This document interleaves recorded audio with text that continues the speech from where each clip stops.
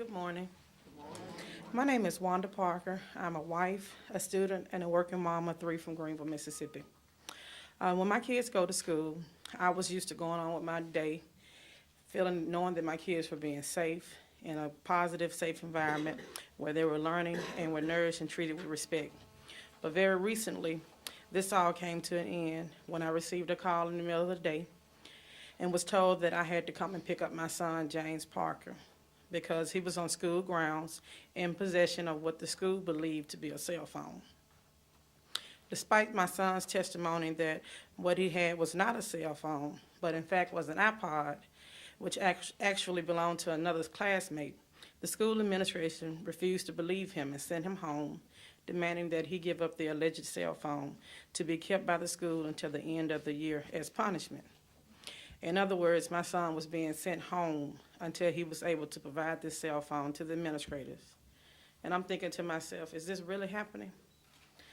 When my son James Parker came home, my husband and I, having no idea what cell phone the school was referring to, thought we could just put this problem behind us by simply giving the school an older, out-of-use cell phone from our home. And so we did.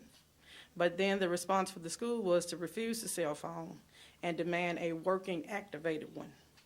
Otherwise, my son could not return to his school. Once again, I asked myself, is this really happening?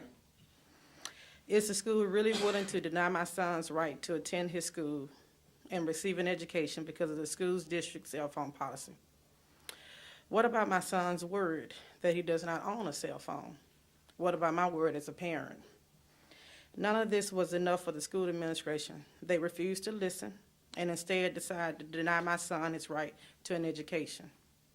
After giving up hope on the school, I was fortunate to be introduced to Ms. Joyce Parker, a parent advocate for the Citizens for a Better Greenville, a local community organization that has been working years to end the school to jailhouse track and making sure that our youth have equal access to a quality education and are treated with dignity and respect. Ms. Parker helped me reach out to the necessary agencies that could help my son, including Ms. Shanda Roby, a former employee of the Mississippi Center for Justice, and the Mississippi State Department of Education. Despite the calls from the State Department, the school administration still refused to listen to my son and me. Instead, they placed him in an alternative school setting for 45 days for insubordination. Because of the school's inflexible zero-tolerance policy regarding cell phones, my son was shamed and deprived of his education. He was pushed out of normal classroom setting, left behind, and lost over 7 weeks of class time. As parents, we send our children off to school because we trust the teachers and administrators. We think of our children's school as their home away from home. What this experience with my son has taught me is that these zero-tolerance disciplinary policies are not fair, and they only violate our children's rights and dignities. But they also dehumanize the schools, making them feel more like a prison and less like a second home.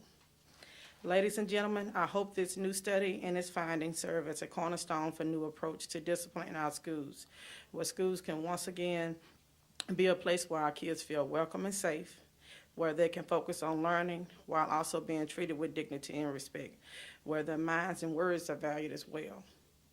As parents, students, and teachers and community members across the country, take part in this week's Dignity in School campaign, National Week of Action on School Pushout, this is the vision that we're fighting for. Thank you. I'm Jamila Bay, Voice of Russia Radio. I wish to direct my question to you two, parent and student here.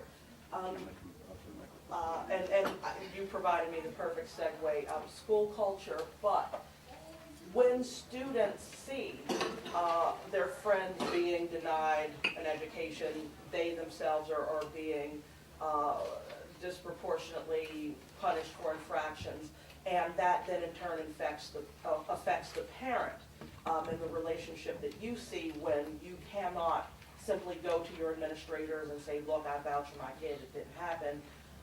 What kinds of things can students who are in the situation and the parents start to be thinking about to help work within the framework to, number one, not have such harsh punishments, but also help us reporters know something that may be happening.